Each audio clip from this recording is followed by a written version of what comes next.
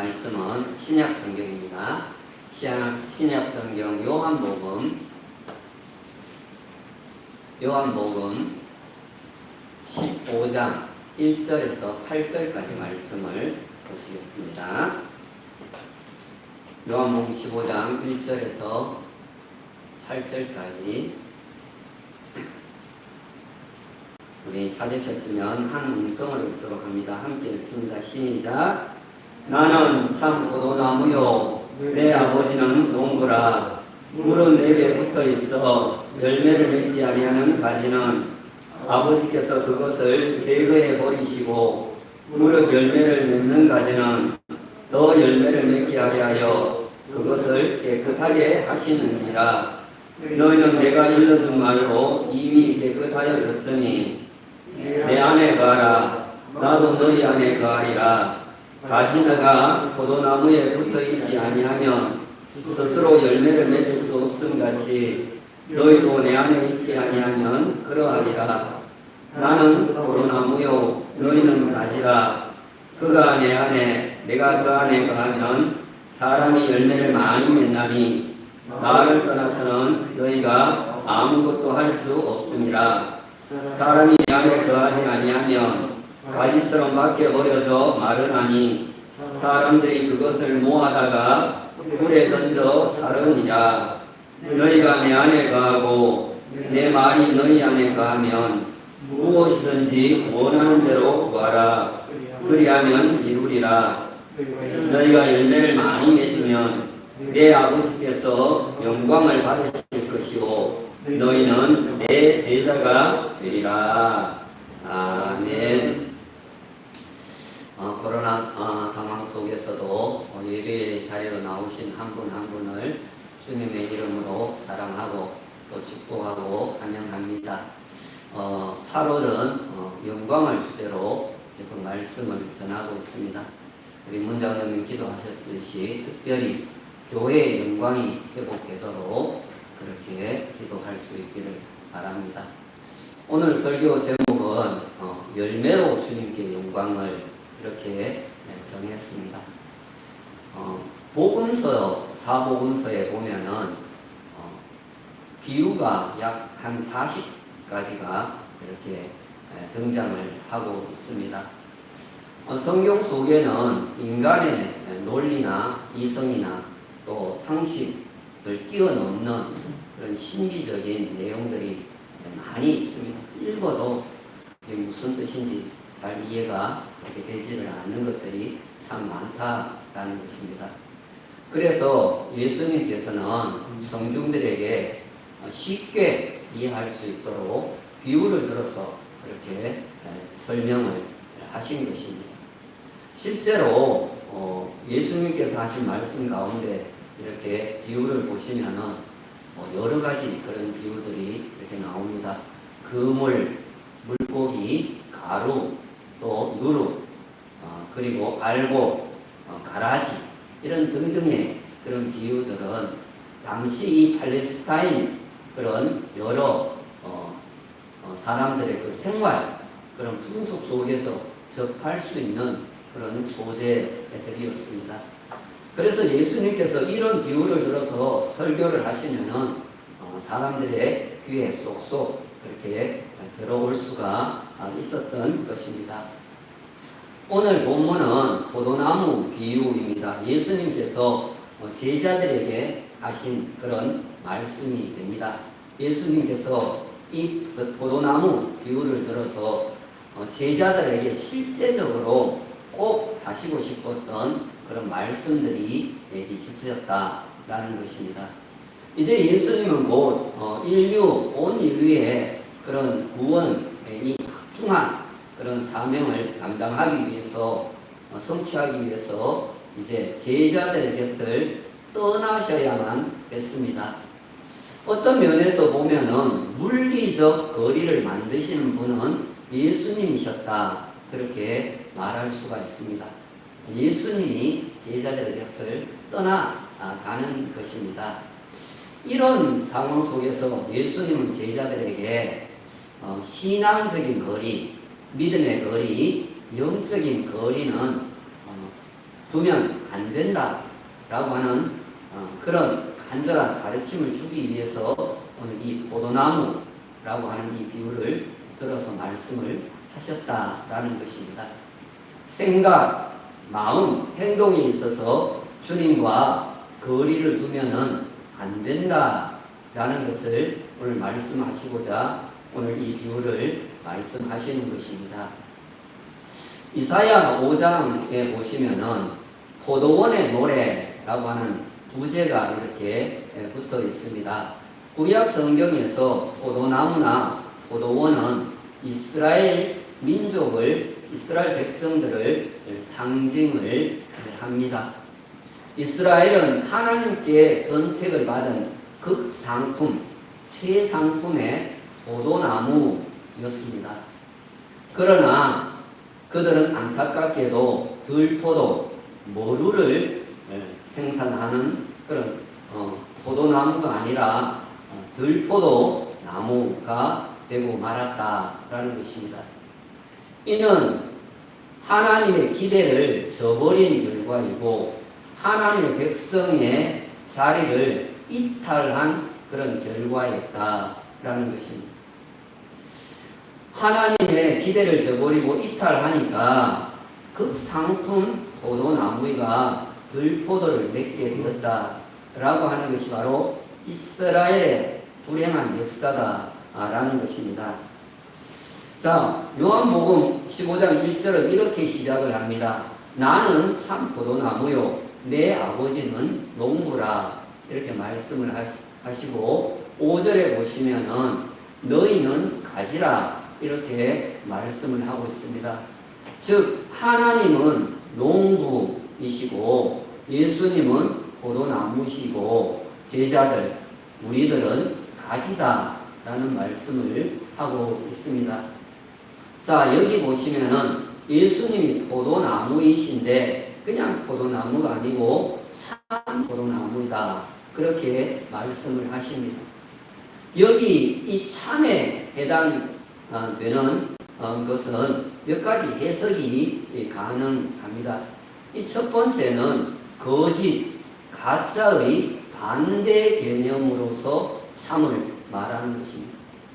이스라엘은 가짜, 거짓 포도나무이고 예수님이 참, 진짜 포도나무다라는 것을 말씀하고 있는 것입니다.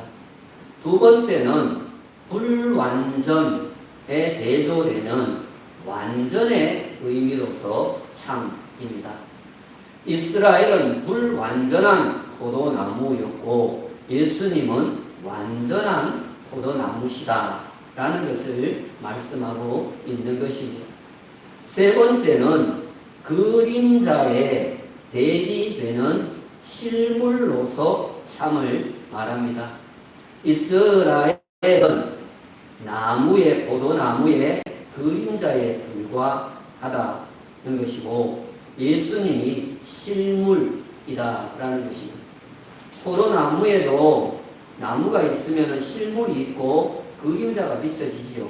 이스라엘은 그림자에 불과한 것이고 예수님이 실물, 실제 포도나무다라는 거예요. 아이들이 부리는 찬송가에 보면 예수님은 생명의 참 포도나무 그런 이렇게 찬송가가 있습니다. 여러분 예수님만이 참 포도나무이심을 믿을 수 있기를 주님의 이름으로 축원합니다. 2절을 보십니다. 물은 내게 붙어 있어 열매를 맺지 아니하는 가지는 아버지께서 그것을 제거해 버리시고 무릇 열매를 맺는 가지는 더 열매를 맺게 하려 그것을 깨끗하게 하시니라 이렇게 말씀을 합니다. 여러분 참 포도나무이시는 예수님과 새로운 관계를 형성해야만 참 포도 열매를 맺을 수가 있습니다. 주님과의 새로운 관계 형성 이것을 가리켜서 접붙임이라고 얘기를 합니다. 고염, 감 말고 고염 거기에 이렇게 접붙여서 감을 이렇게 만들듯이 이 접붙임, 새로운 관계 형성이 있을 때 참 포도, 들포도가 참 포도가 될 수 있다라는 것입니다.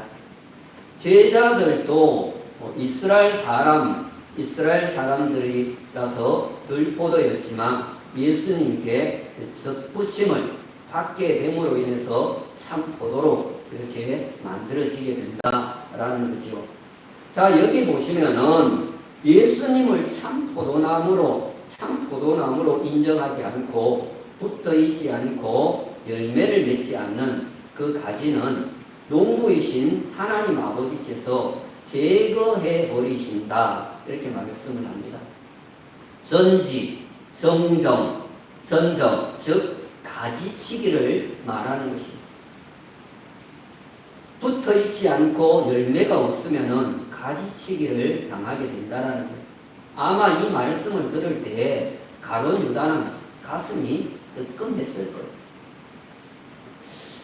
예수님께 붙어 있지 않으면 가지치기를 당한다. 뜨끔하지 않겠습니까? 자, 그리고 여기 깨끗하게 하다에 해당되는 헬라어 카다이로라고 하는 이 말은 정결하게 하다, 정화시키다 라고 하는 말 외에 손질하다는 그런 뜻도 들어있습니다. 여러분, 열매를 많이 맺는 그 나무일수록 이렇게 관심을 많이 갖고 또 손이 많이 가게 이렇게 되어집니다. 예, 약도 쳐주고 벌레도 잡아주고 또 이물질이 있으면 깎아다 주고 봉지도 이렇게 씌워줍니다. 또한 알이 굵은 그런 포도를 맺을 수 있도록 이렇게 작은 그런 알들은 솎아도 주게 됩니다. 작년 여름에 김천에 사시는 어떤 집사님께서 샤인머스켓이라고 하는 그 포도를 한 상자를 보내주셔가지고 제가 이렇게 잘 먹었습니다. 샤인머스켓 이런 포도나 거봉 같은 것은 이렇게 큰 그런 품종들은 한 송이의 그 무게를 500g에서 한 700g 정도로 이렇게 조정을 한대요. 그리고 알 개수도 37개에서 50개 정도로 조절을 이렇게 해야 당도도 높고 또 이렇게 유통하기에도 좋다라고 합니다. 그래야 상품 가치가 있다라고 합니다. 요즘에는 핸드폰으로 이렇게 앱을 통해서도 이 포도알 개수가 몇 개인지를 알고 그것을 그렇게 조정을 이렇게 농업진흥원에서 그렇게 한다고 하더라. 그래야 이렇게 상품 가치가 높아진다는 거예요. 자, 여기 보시면 더라고 하는 말이 이렇게 나오는데요. 헬라어로는 플레이온이라고 하는데, 플레이온이라고 하는 이 말은 더 큰, 더 많은, 더 차고 넘치는, 더 귀한 이런 의미가 담겨 있습니다. 이렇게 볼 때 열매를 맺지 못하는 그런 가지를 이렇게 제거하는 것은 열매를 많이 맺는 것들, 이 포도들에게 더 풍성하고 더 충실한 열매를 맺도록 하기 위함이다 하는 것을 우리가 알 수가 있는 것입니다. 자, 오늘 4절 5절을 보시겠습니다. 내 안에 거하라, 나도 너희 안에 거하리라. 가지가 포도나무에 붙어 있지 아니하면 스스로 열매를 맺을 수 없음 같이 너희도 내 안에 있지 아니하면 그러하리라. 나는 포도나무요 너희는 가지라. 그가 내 안에 내가 그 안에 거하면 사람이 열매를 많이 맺나니 나를 떠나서는 너희가 아무것도 할 수 없으니라. 이렇게 말씀을 합니다. 앞에서도 말씀을 드렸지만 예수님은 포도나무이시고 제자들, 우리들은 가지다라는 것입니다. 가지에서 열매가 맺히지만 나무 없이 가지 스스로는 도저히 열매를 맺을 수가 없다라는 겁니다. 가지는 나무로부터 떨어지거나 떠나서는 아무것도 할 수 없다는 말씀을 하고 있는 거예요. 무슨 얘기입니까? 주님을 떠나면은 끝이다라는 이야기를 하고 있는 것입니다. 자, 붙어 있을 것인가, 떨어질 것인가, 거하실 건가, 떠날 건가 하는 것은 신뢰할 것인가, 불신할 것인가로 갈리게 됩니다. 주님을 머리로 하는 몸인 교회 공동체에 머무는 사람들, 또 거하는 사람들, 붙어 있는 사람들은 주님에 대한 신뢰가, 철저한 신뢰가 있기 때문에 그렇습니다. 사실 주님을 신뢰하는 이 한 가지 이유만으로도 우리는 얼마든지 주님 안에 거할 수가 있다라는 것. 이에 반해서 주님 곁을 떠나거나 떨어질 수 있는 그런 이유는 제가 일일이 언급을 하지 않더라도 천 가지 만 가지가 될 것입니다. 사실 가룟 유다도 이런저런 이유를 들어서 예수님의 품을 떠나갔던 것입니다. 예수님에 대한 불신 때문이었다라는 여러 가지 이유가 있겠지만 주님에 대한 불신 그 하나만을 가지고도 주님을 떠나버린 것입니다. 여러분, 현재 지금 모든 교회, 세계 모든 교회 지도자들은 지금 코로나 상황의 이 교회 공동체보다 코로나 이후의 교회 공동체에 대한 우려가 더 큰 것입니다. 다들 거기에 대해서 우려를 하고 있습니다. 코로나 상황이니까 교인들이 교회를 좀 나오지 않더라도 어느 정도 이해를 하는 거예요. 코로나 상황이니까 그렇게 이해를 하는 거예요. 근데 문제는 그 다음이라는 거예요. 어느덧 편안함에 물든 성도들이 코로나가 끝이 난다고 해서 과연 다시 예배의 자리로, 신앙의 자리로 돌아올 수 있을까에 대한 우리가 너무나 큰 그런 상황이라는 거예요. 대구에 있는 어떤 대형교회 목사님이 하시는 말씀이 코로나가 끝나고 나면은 교인들이 20%에서 30%는 교회를 떠날 것이다. 그렇게 우려를 하고 있는 것을 제가 직접 그렇게 들었습니다.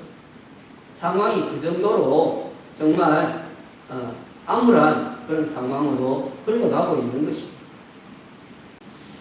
이런 우려들이 코로나가 끝나고 난 뒤에 정말 한낱 기후였으면 정말 좋겠다라는 그런 목회자의 심정.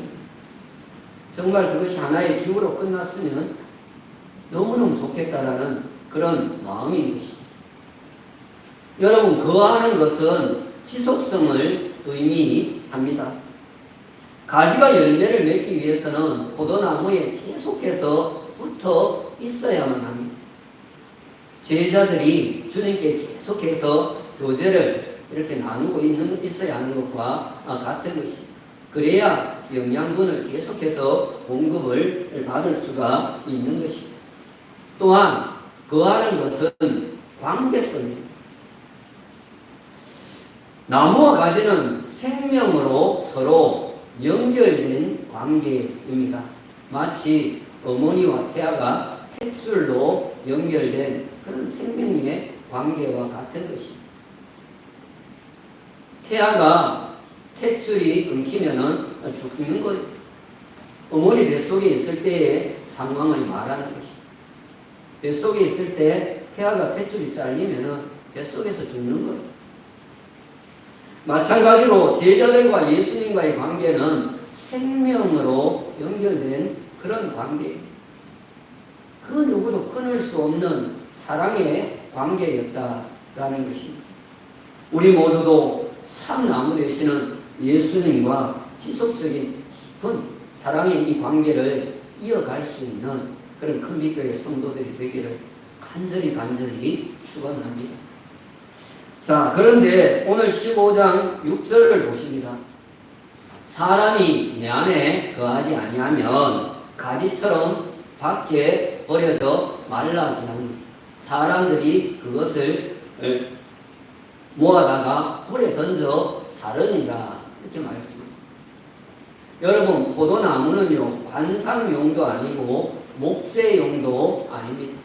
오로지 열매를 위해서만 존재를 하는 것. 따라서 마른 가지는 마른 가지는 불에 던져 넣는 것. 실제적인 땔감도 되지를 못해. 가룟 유다는 주님으로부터 떠나서 목매어 자살을 합니다. 주님으로부터 떠나 자살을 했다. 버려져 불에 던져지는 것입니다. 당연히 지옥불에 던져지지 않겠습니까? 여러분, 이보다 더 불행한 일이 어디 있겠습니까?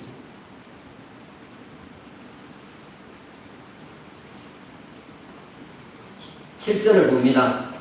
너희가 내 안에 거하고 내 말이 너희 안에 거하면 무엇이든지 원하는 대로 구하라. 그리하면 이루리라 말씀합니다. 자, 여기 보시면은 신뢰성, 지속성, 관계성을 가지고 주님 안에 계속해서 거할 수 있는 방법 2가지를 우리에게 일러줍니다. 첫 번째는 주님이 하신 말씀 안에 거하는 것이, 주님이 하신 말씀 안에 거하는 것이 바로 지속적인 관계를 유지해 가는 것. 오늘 본문 조금 전에 읽었던 말씀 속에서도 보면 내 말이 너희 안에 거하면 이렇게 말하고 있고, 또 3절에서도 너희는 내가 일러준 말로 이렇게 말씀을 하고 있습니다. 말씀에 대한 부분을 강조하고 있는 것입니다. 여러분, 사실 우리가 주님 안에 계속해서, 주님의 말씀 안에 계속해서 머물 수만 있다면 이 물리적인 거리는 그렇게 중요하지 않을 수도 있습니다. 왜 그렇습니까? 언제 어디서나 하나님의 말씀을 통해서 영적 교제를 나눌 수 있기 때문에 그런 거예요. 그러면 그것은 떨어지는 것이 아니고 붙어 있는 것이 되어지는 것입니다. 제가 자주 말씀드린 것 가운데 시편 1편 1절에서 3절 말씀을 보시면은 복 있는 사람은 점점점 하고 2절에 가서 보시면은 오직 여호와의 율법을 즐거워하여 그의 율법을 주야로 묵상하는도다. 그는 시냇가에 심은 나무가 철을 따라 열매를 맺으며 그 잎사귀가 마르지 아니함 같으니 그가 하는 모든 일이 다 형통하리로다. 이렇게 말씀합니다.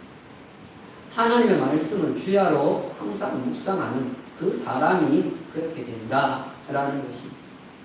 주님이 하신 말씀 붙들고 지속적인 사랑의 관계를 유지함으로 사철 잎이 청청하고 철 따라 열매 맺는 이 형통의 복을 우리 모든 큰 빛 가족들이 누릴 수 있기를 주님의 이름으로 축원합니다.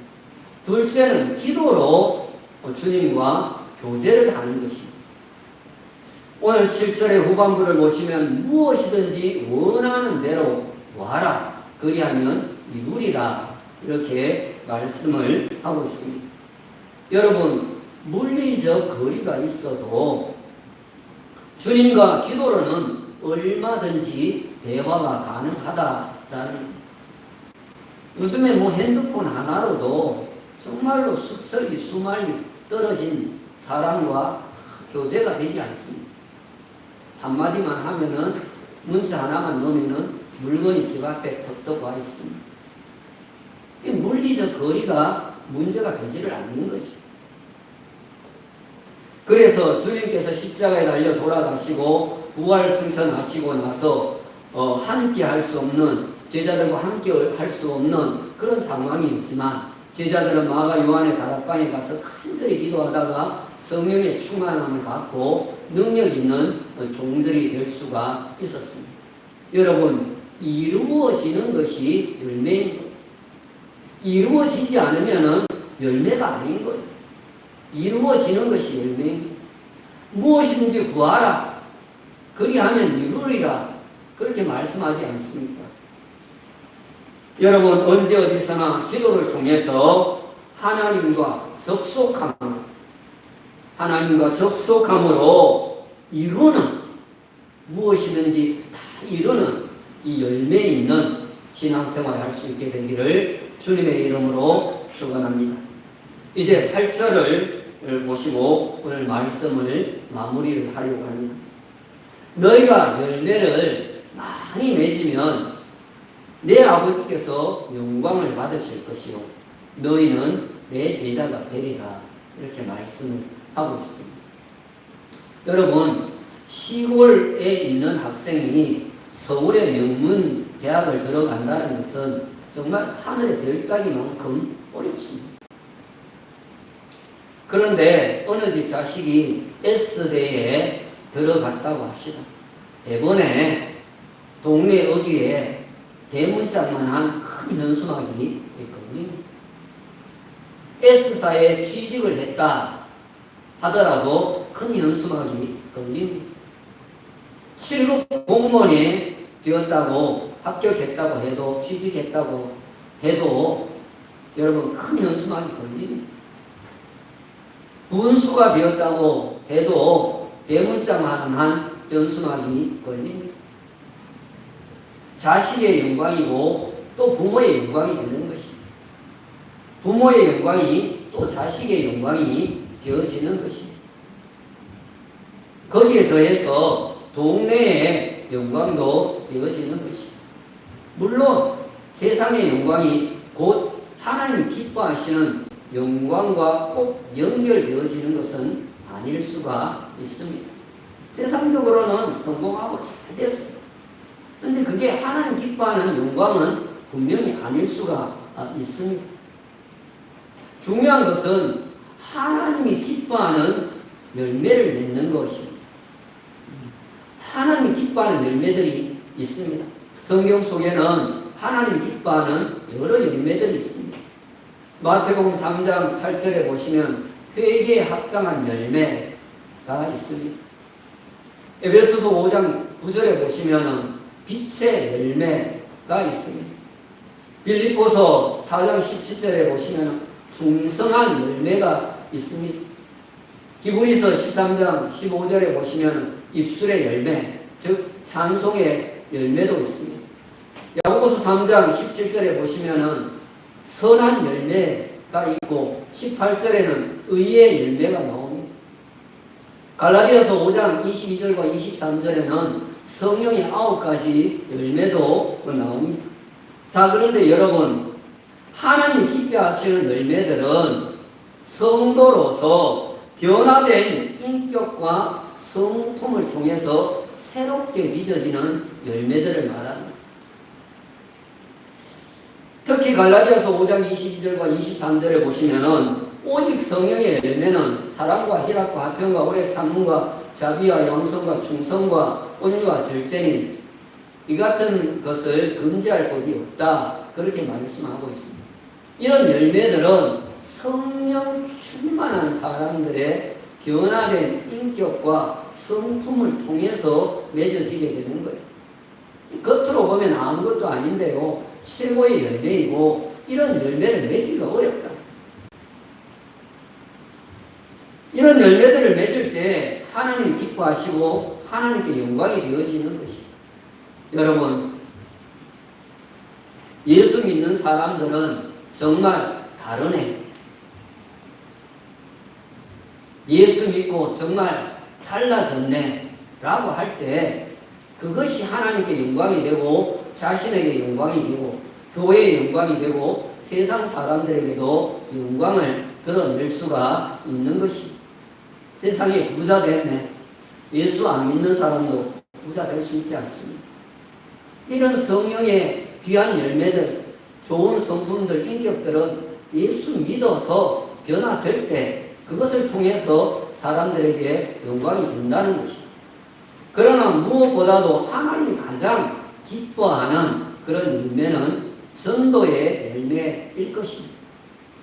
사도행전에 보시면은 베드로가 한번 설교하자 3,000명, 5,000명이 회개하고 돌아오는 생명의 역사가 나타났습니다. 주님의 말씀을 따라서 기도하고 버틴 결과로 맺어진 열매들인 것입니다. 여러분, 하나님이 기뻐하시는 열매 이퀄 영광이 아무 열매가 되는 게 아니에요. 나쁜 나무에서도 열매는 열릴 수가 있어요. 하나님이 기뻐하는 열매 이퀄 영광이 된다라는 거예요. 여러분, 기도와 말씀을 통해 주님과 주님과의 신뢰성, 지속성, 또 관계성을 계속 유지해 감으로 하나님이 기뻐하시는 많은 열매들을 맺어서 하나님께 영광을 돌리고 자신에게 또 영광이 되고 우리 큰빛교회에도 영광 돌릴 수 있는 그런 우리 모든 큰빛교회 성도들이 되기를 예수님의 이름으로 축원합니다. 오늘 주신 말씀을 생각하면서